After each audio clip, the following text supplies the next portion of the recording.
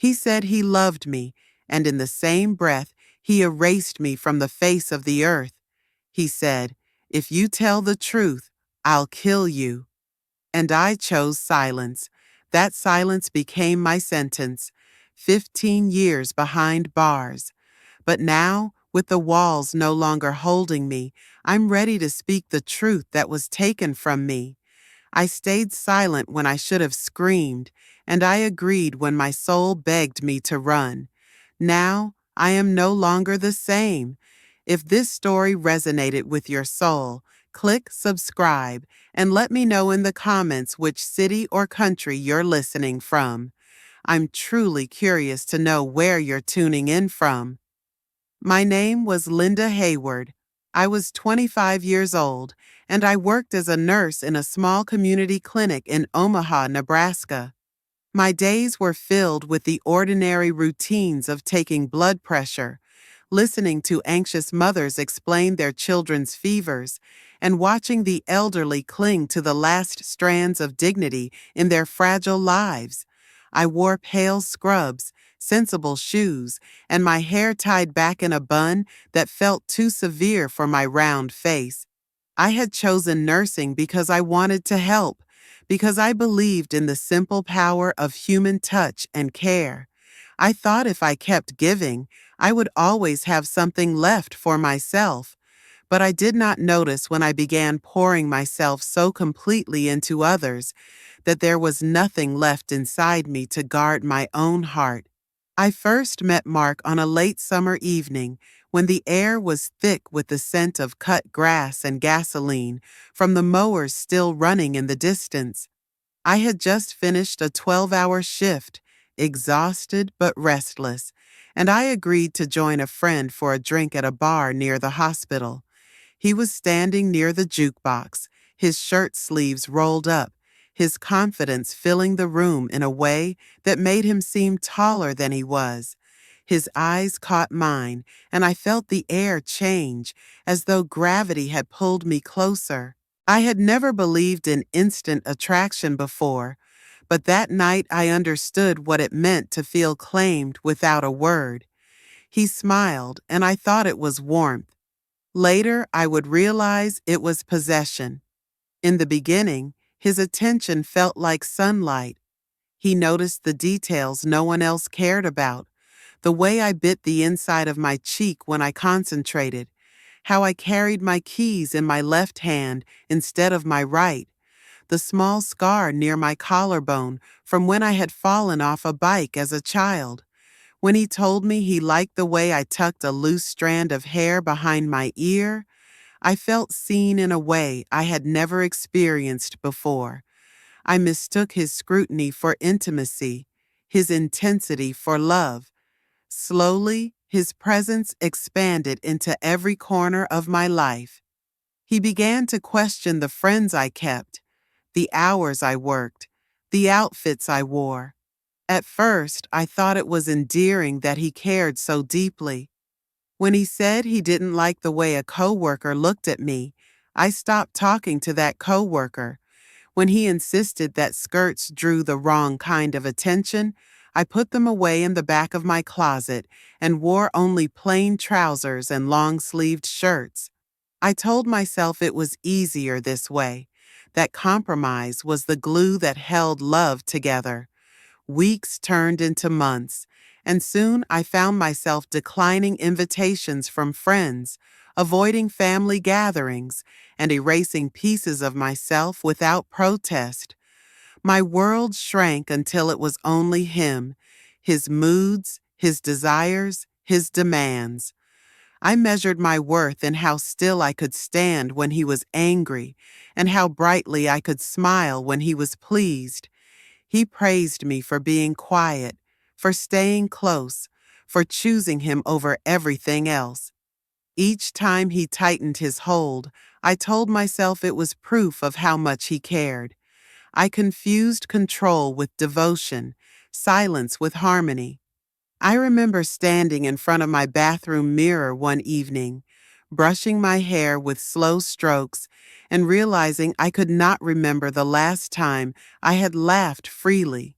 My reflection seemed distant, the girl in the mirror already fading, replaced by someone who was cautious, careful, almost invisible. I had given away my voice piece by piece until there was nothing left to hear.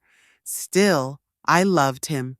Or at least, I loved the idea of him, the man I thought he was when we first met. I clung to that image the way a drowning person clings to driftwood, ignoring the water closing over my head. My heart convinced me that if I kept loving him harder, if I kept surrendering, he would soften, and the man who had charmed me with his smile by the jukebox would return. But love built on fear is not love. It is surrender disguised as devotion. By the time I realized this, I was too deep to climb out. I was bound by the invisible chains of his approval, and I believed that without him, I would be nothing. He had become both my protector and my captor, the reason I woke in the morning and the shadow that haunted me at night. My profession had taught me to preserve life, but my private world had become a slow death, one concession at a time. I had been raised to believe that love was sacrifice, and so I sacrificed myself until I was only a shell, fragile and silent, existing to mirror his desires. I was Linda Hayward, 25 years old, a nurse, a woman who had once dreamed of helping others heal, and instead of saving, I had bound myself to a man who thrived on taking. My life was no longer mine, but I still called it love. That was the cruelest deception of all. The night lived inside me long after it ended. I could still smell the gasoline that clung to the air, the acrid sharpness of it mixing with the dampness rising from the pavement. The streets were slick from a storm that had passed hours earlier, leaving behind puddles that reflected the distorted glow of streetlights. The world seemed suspended in silence, but inside the car the atmosphere was suffocating, filled with his rage that burned hotter than any engine heat. I sat in the passenger seat, my hands pressed together so tightly that the bones in my knuckles hurt, as if holding myself still could make me disappear into the shadows. He drove too fast, his jaw locked, his eyes fixed on something I could not see. I knew that look, the tightening of his grip on the steering wheel, the way his breathing became shallow and quick, as though he was bracing for impact long before it came. I had learned over time that when he entered that state, no word from me could pull him back. My silence was my shield, but it was also my prison. I felt every turn in the road like a blow, every acceleration as if the air itself was warning me that something irreversible was approaching. When the car finally stopped, it was not with the gentle easing of brakes, but with the sudden violence of tires grinding against the wet road. I felt my chest jolt forward and my breath catch. The world outside the windshield was empty, but I knew this place was not chosen by chance. He had brought me here with purpose. The neighborhood was quiet, rows of houses half lit, some curtains drawn, some windows dark. It was the kind of street that would be described as safe, the kind where children rode bicycles during the day. That safety shattered in the stillness of that night. I remember the sound of the car door slamming, his footsteps heavy on the asphalt, each one a declaration of his intent. I sat frozen in the passenger seat, gripping the fabric of my skirt as if I could hold myself together. My heart pounded so hard that I thought it might echo in the air and betray me. I wanted to believe it would stop there, that he would walk off his anger and return, but deep down I already knew. I had known since the moment his eyes met mine earlier that evening, dark and unrelenting, promising that someone else's fate had already been sealed. When he returned, his breath was jagged, his hands trembling with a mixture of adrenaline and something darker. The faint metallic smell clung to him, unmistakable, undeniable. My body stiffened, my throat closed, but I forced myself to remain still. His eyes locked on mine, and in that instant, I understood the command before he spoke it. The words fell like a sentence. If I said anything, if I breathed truth, he would destroy me. He did not have to raise his voice. He did not have to strike me. His power was in the certainty that he would follow through. The ride afterward blurred into fragments. The hum of the engine, the sweep of the wipers across glass, the flicker of passing streetlights breaking the darkness into pieces. I stared out the window, unable to see anything beyond the reflection of my own pale face. The silence pressed in on me, heavy and absolute, filled only with the echo of his threat. I was a nurse, trained to heal, trained to save lives, but that night I became complicit in something that stole life away. I felt the betrayal of my own oath like a knife, but the fear inside me was sharper still. When the flashing lights appeared in the distance, I knew the moment of reckoning had arrived. The officers approached with the calm authority of men who had done this many times before. My body moved mechanically, stepping out of the car, standing still as questions fell around me like shards of glass. I heard my own voice answer, flat and controlled, taking the blame into myself as if it had always belonged there. I saw the faint curve of satisfaction on his lips, the ease with which he let me shoulder the weight. My silence was his freedom, my guilt his escape. The courtroom came later, but in many ways, the trial began that night. The decision was made not in front of a judge, but in the front seat of that car, in the exchange of a glance and a whispered threat. The sentence was written in the choice I made when I swallowed my words and let fear consume truth. 15 years stretched before me like a road I had already begun walking, even as I stood there under the cold glare of headlights. That night, the woman I had been ceased to exist. I had thought love meant sacrifice, but love twisted into fear became obedience. My heart, once so eager to give, became a vault that locked away the truth. And in the silence of that vault, I sentenced myself long before the world did. The night everything changed was not only the night of the crime, but the night I surrendered my voice. That silence became the cage I carried into every day that followed. The sound the door made when it closed behind me was not a slam. It was a slow, mechanical groan, final, indifferent. That metallic echo followed me like a shadow for weeks. I stepped into prison not as someone who had been led astray, but as someone who had willingly extinguished her own voice. I walked forward with my hands cuffed in front of me and my heartbeat buried somewhere behind my ribs. I was not afraid of the cells, the guards, or the concrete. I was afraid of the silence that began long before my sentencing and would now grow roots inside cold walls. Intake was a blur of fluorescent lights, barking orders, paper forms, and institutional smells, disinfectant, rubber, sweat. They took my name, my fingerprints, and my clothes. I stood naked in a room full of eyes that didn't see people, only inventory. The cotton uniform they handed me scratched against my skin like it didn't want to belong to a human body. I slipped into it without resistance. Resistance was something I had buried deep inside me long ago. My cell was a metal box, barely larger than a walk-in closet. One bunk, one toilet, one shelf. The mattress was thinner than memory, and the blanket smelled like bleach and old sorrow. I folded my few belongings into a square: toothpaste, a comb, state-issued socks.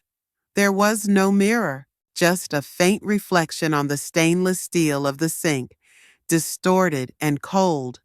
I barely recognized the shape of my face. The first few nights I didn't sleep.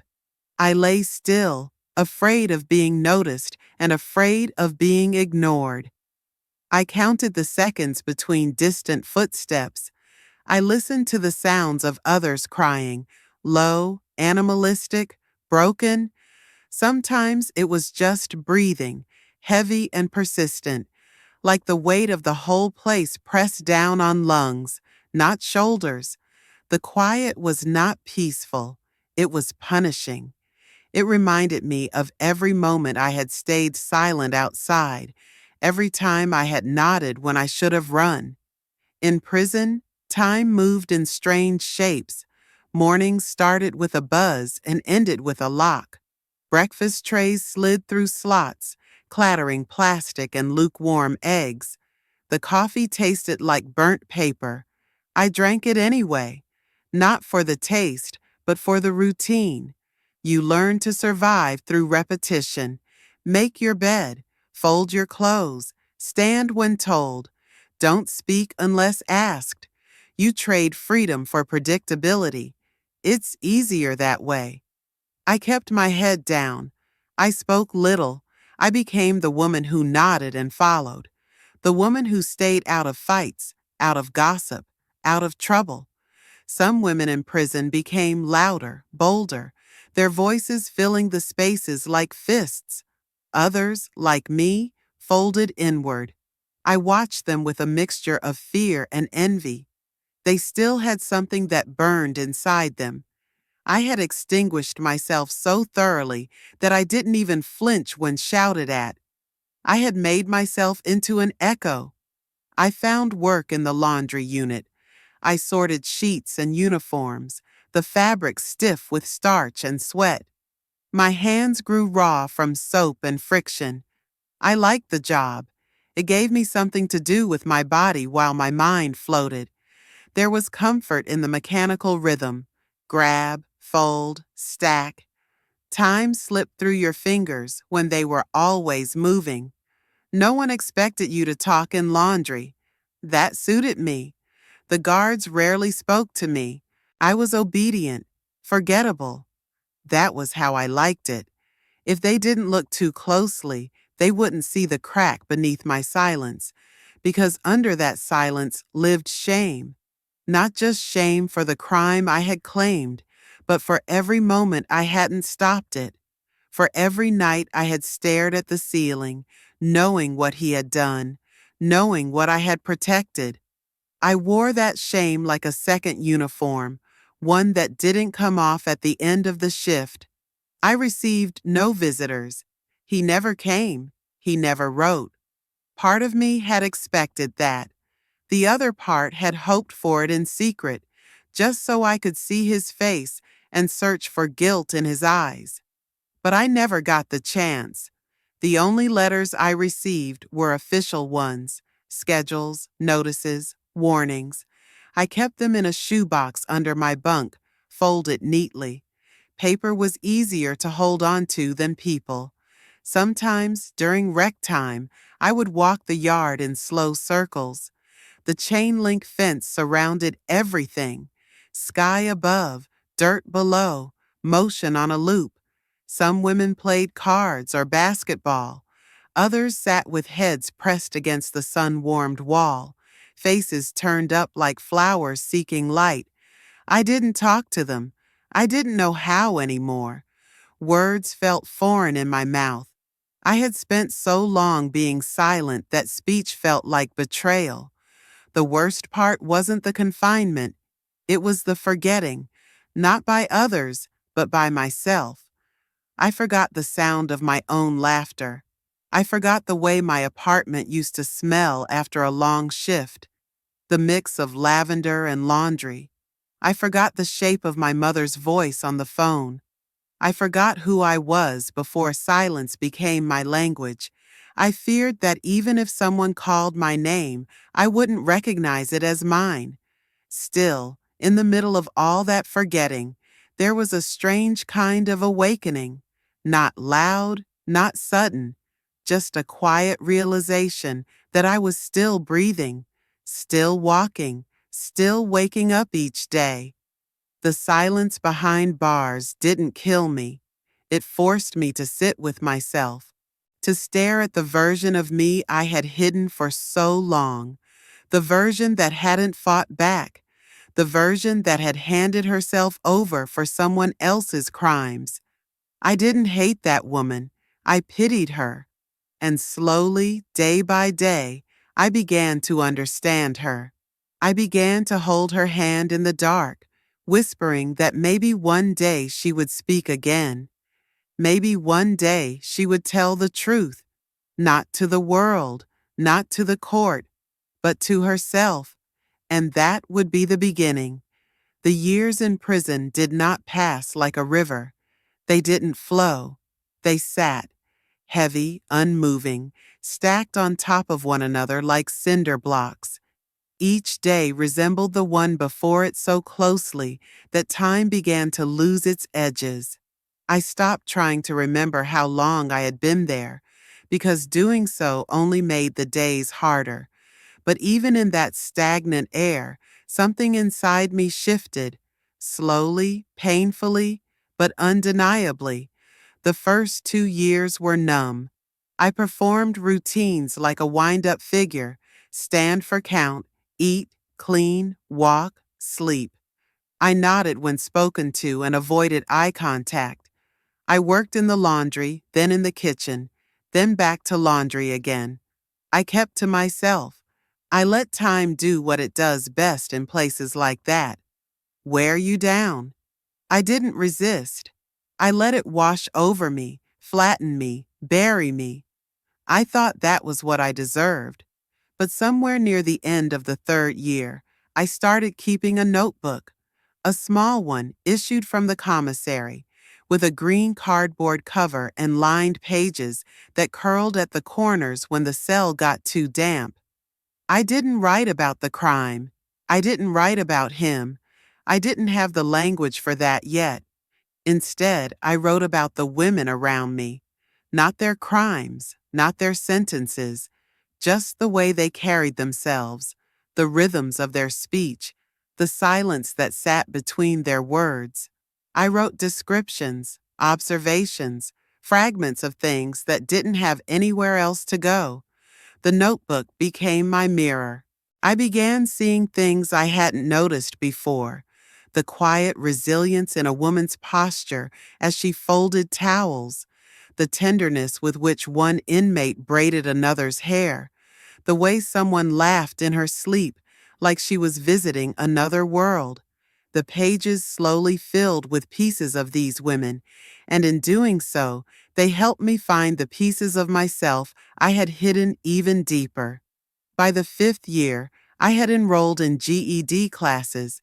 It was a choice that felt small, almost trivial, but it marked the first time I had chosen something for myself since before the arrest. I wasn't stupid or uneducated. I had been a nurse. But going to class in prison wasn't about the content. It was about motion. It was about reminding myself that I was still capable of learning, that my mind had not withered in the shadows. I took more classes after that: writing, basic psychology, even a course on accounting. Each certificate I earned didn't feel like an achievement. It felt like a whisper in my ear saying, "You still exist." I taped the certificates to the wall above my bunk, even though they would mean nothing to the outside world. In here, they were sacred. They were signs of life. There were moments of pain that surfaced unexpectedly: a holiday passing with no mail, a guard who looked too much like someone from before, a dream so vivid I woke up crying, clutching my thin pillow like it was someone's hand. Grief had nowhere to go in prison, so it stayed lodged in the chest, heavy and still.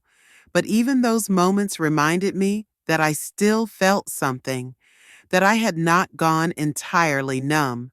I started talking more, not much, just enough to make eye contact, to offer a comment in passing. I joined a small reading group where we passed battered paperbacks between us and discussed characters like they were people we had known. I found comfort in those discussions, how they let us talk about pain without naming our own, how they gave shape to feelings we didn't yet have permission to express. Around the 8th year, a new counselor arrived. She was young, but she listened in a way that made you believe she hadn't yet forgotten what it meant to be human. I didn't trust her at first. I didn't trust anyone who smiled too often. But she encouraged me to apply for a peer mentoring program, something I would have never considered before. I said yes, even though my voice shook when I did. Mentoring other inmates was the first time I felt useful since I had lost everything. I wasn't there to fix anyone, and I never pretended to. But I listened. I sat with them in their fear, in their confusion, in their guilt. I knew those places intimately. I didn't offer advice. I offered presence. Sometimes that was enough. One day, an older woman asked me how I had survived so many years without going cold. I didn't know how to answer her. I hadn't survived untouched. Parts of me had frozen. Parts of me had broken. But the answer came anyway. I told her that every time I chose to care again, about anything, anyone, I chipped away at the wall around me. And over time, that mattered more than the years I had lost. There were no dramatic revelations, no single moment when I said, "Now I am healing." Healing came in fragments, in the way I stood taller when walking the yard, in the way I looked at myself in the metal reflection of the sink, in the way I no longer flinched when someone said my name. I began to believe that maybe I hadn't been destroyed, just buried. The years had taken much from me. They had taken my profession, my home, my relationships, my identity, but they had also returned something I didn't expect: clarity.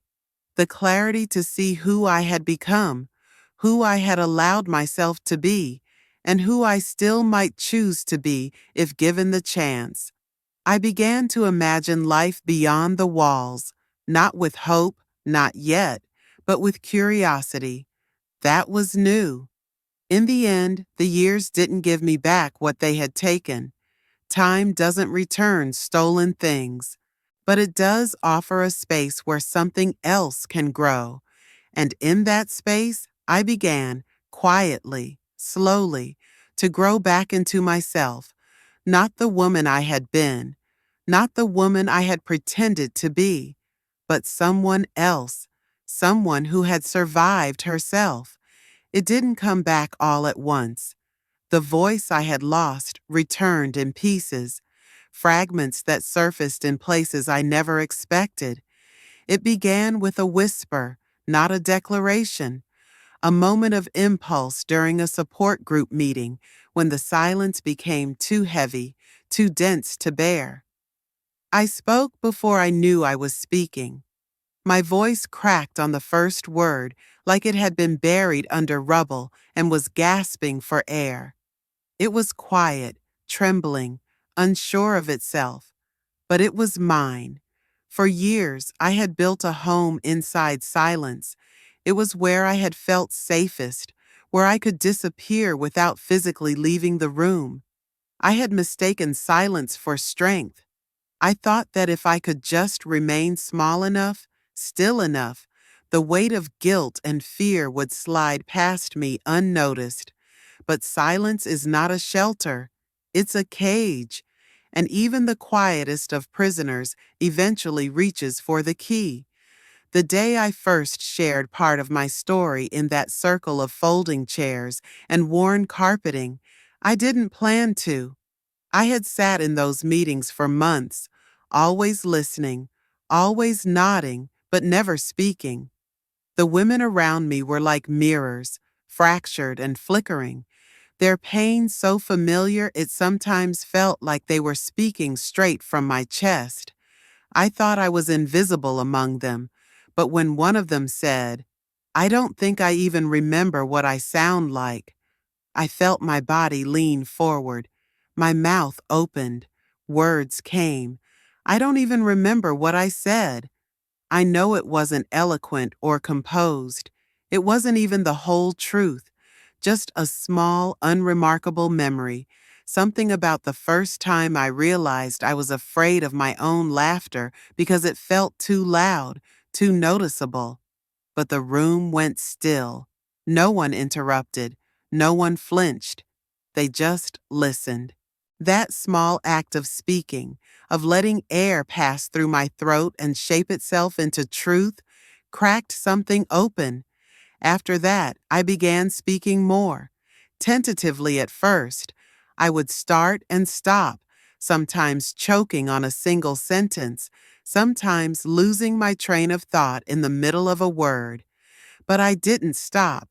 I started journaling again, not just observations and details like before, but memories, moments I had kept locked away. I wrote about the feeling of being watched all the time, about how I had trained myself to read the temperature of a room by the tone of someone's breath, about how silence became my survival tactic. One day, I stood up during a workshop and read a piece I had written out loud. My hands were shaking so badly that I had to grip the paper with both palms just to keep it from fluttering. My voice quivered, then steadied. The story wasn't about the crime. It wasn't even about him. It was about a dream I used to have, where I was underwater, screaming, but no one could hear because the water turned my voice into bubbles. As I read it, I realized I had never really told anyone what it felt like to vanish while still breathing. After the reading, a woman came up to me and said she had that same dream. I don't know if she meant the exact dream or just the feeling. It didn't matter. In that moment, I understood the power of voice, not to command, not to persuade, but to connect, to reach across the abyss of our pain and touch another human soul without needing permission. I began mentoring younger inmates who had just arrived. I didn't tell them how to survive. I simply listened when they needed to speak. I asked questions. I nodded. I created space the way someone once had for me.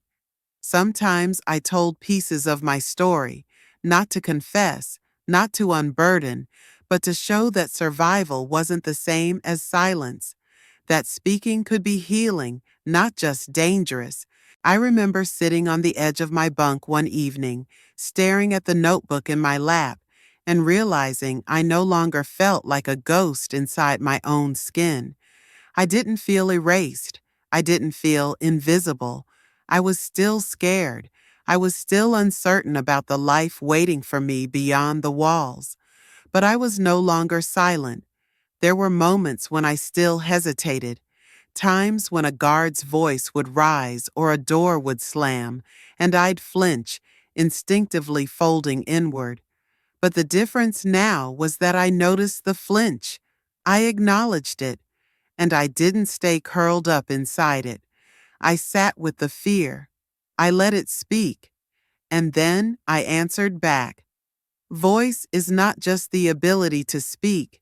It is the willingness to be heard. It is the decision to take up space in a world that once told you to shrink. It is the reclamation of something stolen not by force, but by fear. In finding my voice, I found the edges of who I was. I found the contours of my anger, my sadness, my longing, my strength. I didn't need to yell. I didn't need to scream. My voice could be quiet and still be real. It could be soft and still be powerful. I had learned to survive without it, but I didn't want to survive anymore. I wanted to live, and living for me meant refusing to be silent ever again. When the gates finally opened, I didn't walk out. I hesitated. For one long breath, I stood at the threshold like someone staring down the edge of a cliff. The sky looked too wide, the light too bright. Everything felt overexposed, loud, fast, indifferent. I had imagined this moment for years, not with joy, but with quiet fear. I wasn't afraid of the world. I was afraid I wouldn't know how to belong to it anymore. They gave me a small duffel bag with the few items I had accumulated: 2 books, some writing paper, a pair of worn sneakers, and a folder with my release papers. I held the bag like it might dissolve in my hands. I had no keys, no wallet, no phone, no home to return to, no familiar voice waiting on the other side, but I had breath in my lungs and the ground beneath my feet. That would have to be enough. The halfway house I was assigned to was 2 towns over. The ride there was quiet. The van's windows were dirty, and I stared out at a blur of trees, gas stations, fast food signs, and houses that looked smaller than I remembered. Everything seemed to have moved on without me. The world hadn't waited. The people walking on sidewalks, checking their phones, sipping coffee, didn't know I had lost 15 years. And why should they?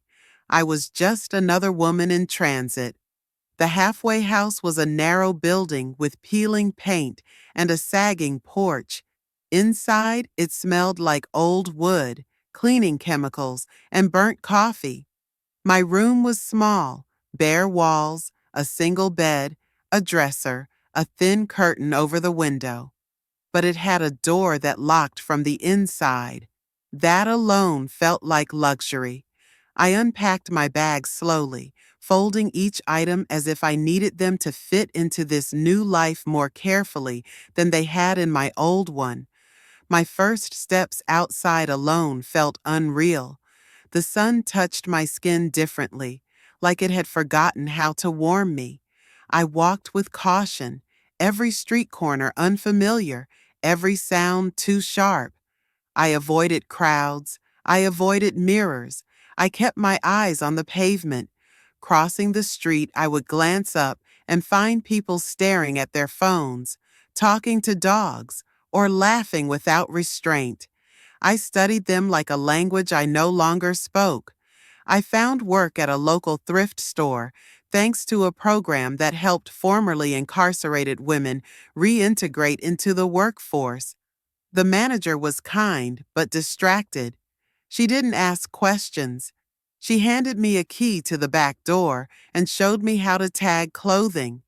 I spent my days sorting donations, steaming shirts, and organizing racks. I liked the quiet repetition of it. I liked the way the store smelled: dust, lavender spray, old denim. There was something comforting in handling things that people had let go of, giving them order and new purpose. Outside of work, I attended mandatory meetings, checked in with a parole officer, and kept my calendar filled with structure. It was hard not to fall back into silence, but I forced myself to say good morning, to ask for receipts, to respond when someone greeted me. Each word out loud was an act of rebuilding, a laying of bricks along a road that hadn't existed before. Some days were harder than others. There were nights when I sat on the edge of the bed and couldn't move, the air thick with a grief that had no name. I missed things I couldn't name, time I'd never get back, people who had vanished, a version of myself I would never recover. Sometimes I caught myself expecting to hear cell doors slam or footsteps in the hallway outside my room. Freedom didn't come with silence, it came with echoes. One morning I walked past a park and stopped to sit on a bench. I watched children climb a play structure, their laughter ringing out like bells. A woman with a stroller passed by, humming to her baby. I looked down at my hands and realized they no longer trembled. The wind moved through the trees without asking anything of me. I didn't feel like a prisoner anymore. I felt like a person learning how to live. Eventually, I began volunteering at a women's shelter on weekends. I helped with intake, cleaned the kitchen, sat with women who had stories in their eyes, but no words on their lips. I didn't need to know what had happened to them. I only needed to be present. Sometimes I told them about the thrift store. Sometimes I told them about the first time I rode a city bus alone. And sometimes I said nothing. Just being there was enough. I didn't look for him. I didn't search online or ask anyone. I had no curiosity left for the person who had hollowed me out. Whatever life he had built without the weight of accountability. That was his burden to carry. Mine was lighter now, not because it was empty, but because I had stopped clutching it so tightly. I got a plant for my room, a small one, with thick green leaves and a name I couldn't pronounce. I placed it near the window, and every morning I opened the curtain to let it breathe. I watered it carefully. I didn't name it or talk to it. I just tended to it. Watching it grow gave me peace. It reminded me that something can take root in unfamiliar soil and still reach toward the light. Freedom was not a door swinging open. It was a series of choices: to speak when silence felt safer, to walk outside when fear told you to stay in, to show up even when you had nothing to offer, to look in the mirror and not turn away. I wasn't rebuilding my old life. That life was gone. I was building something new, something uncertain, something entirely mine. After prison, I didn't become someone else. I became someone more honest, more still, more aware. The years had taken many things from me, but they had also stripped away the noise, the illusions, the lies I used to tell myself. And what remained, bare, scarred, and quietly resilient, was finally mine to carry.